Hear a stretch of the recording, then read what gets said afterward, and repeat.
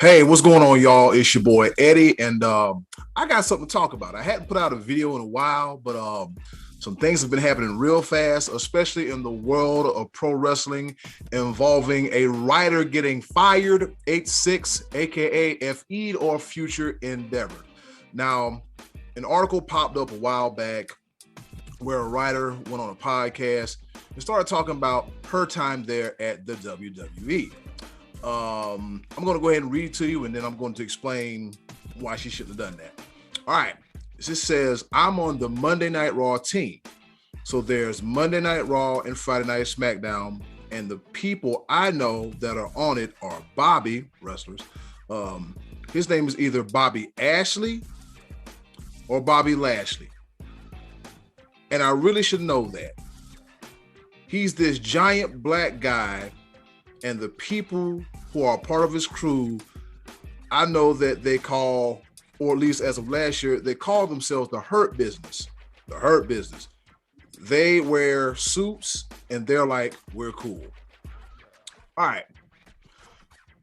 I try my best not to beat up on people, not to be too critical, and not to expect perfection out of people, because please don't expect perfection out of me. A lot of times when you go on a job interview, they'll ask you, okay, well, what do you know about this company? And then you tell them, okay, well, I know this, I know that, I know this, I know that. You tell them what you know.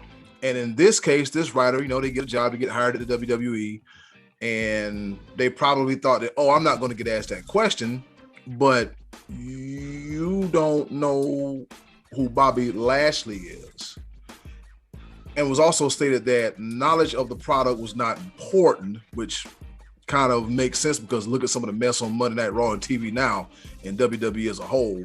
The only thing that seems to be getting this right is NXT, and that's it.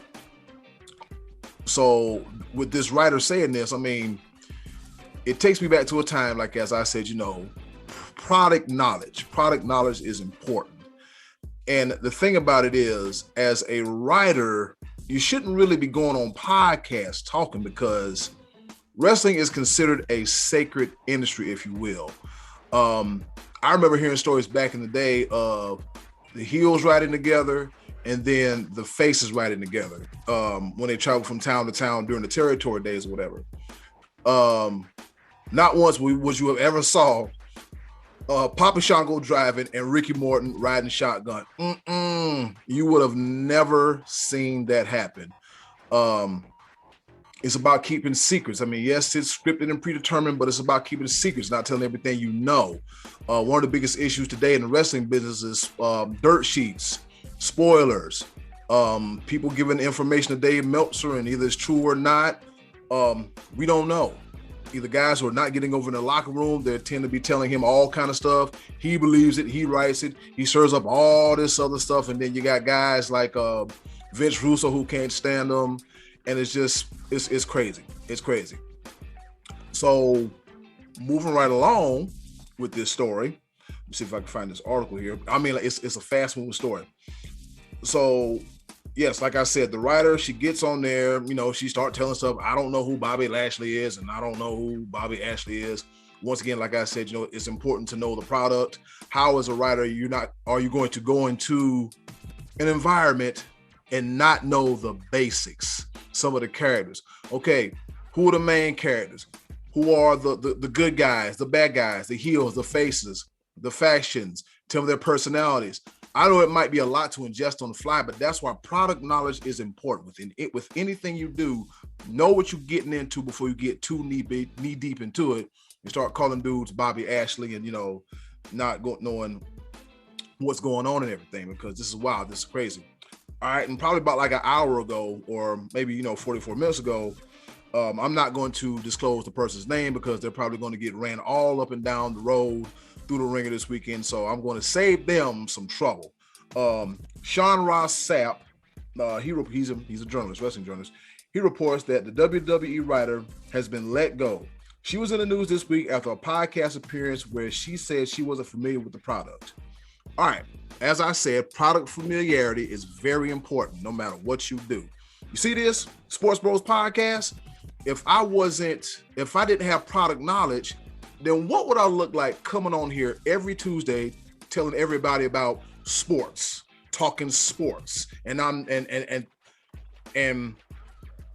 excuse me, faking like I know what I'm talking about when clearly I don't.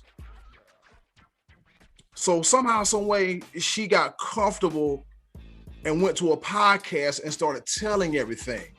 As many of you know, rest in peace to my late brother, Everett Vereen. He had a saying that I love and I use. I think I use it maybe like 5 or 6 times a week. And it goes, and I'll quote, "Everybody business ain't nobody business." And what I mean by that is, don't tell everything you know, not only at work, but that's a life lesson in general. Don't tell everything you know. You messed around, you got comfortable, you told everything on this doggone podcast, now you ain't got no job. You know, like,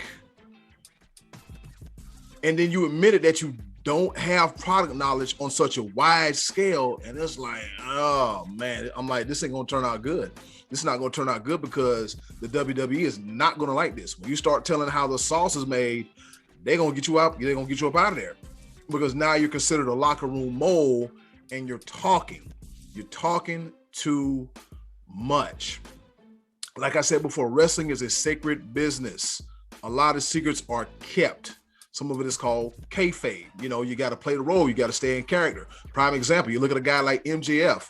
I remember seeing him at an event last year, at an AEW event, and he kept character the whole time. I saw Hangman Adam Page, and 9 times out of 10, he was drunk.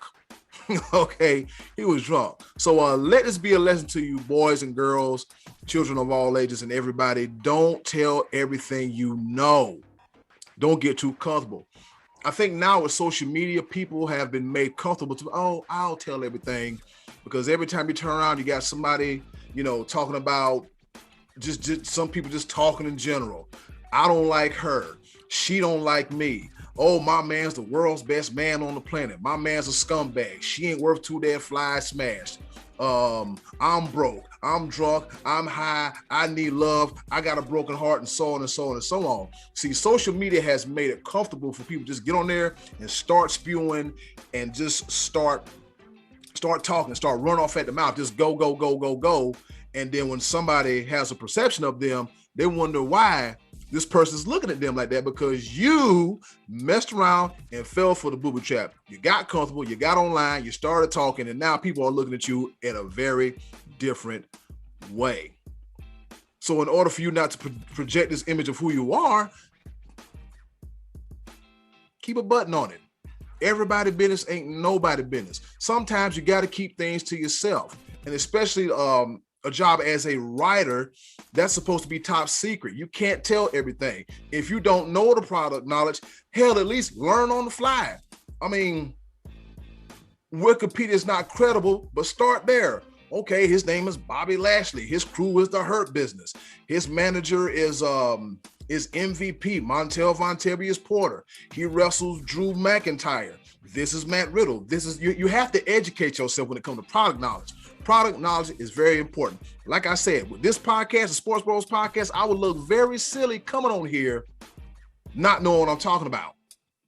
Like, oh, well, I'm going to talk about sports, but the guy over here is holding a bowling ball, when clearly that's a basketball. Or the guy over here is holding a rugby ball, when clearly that's a football. Or this guy here holding a fencing sword, that is a baseball bat. It kind of looked like a kendo stick, but in the words of the Almighty Be Live, I digress. And with that being said, this be your boy Eddie Cool. You can check me out on the Sports Bros podcast every Tuesday, available on Anchor.fm, Apple Podcasts, Google Podcasts, Spotify, or wherever podcasts are available. And also check out some of my dope sports articles on Key on Sports Media Group. I will leave the link in the description box, and y'all take care. And remember, everybody business ain't nobody business. Enjoy your weekend. I'm out.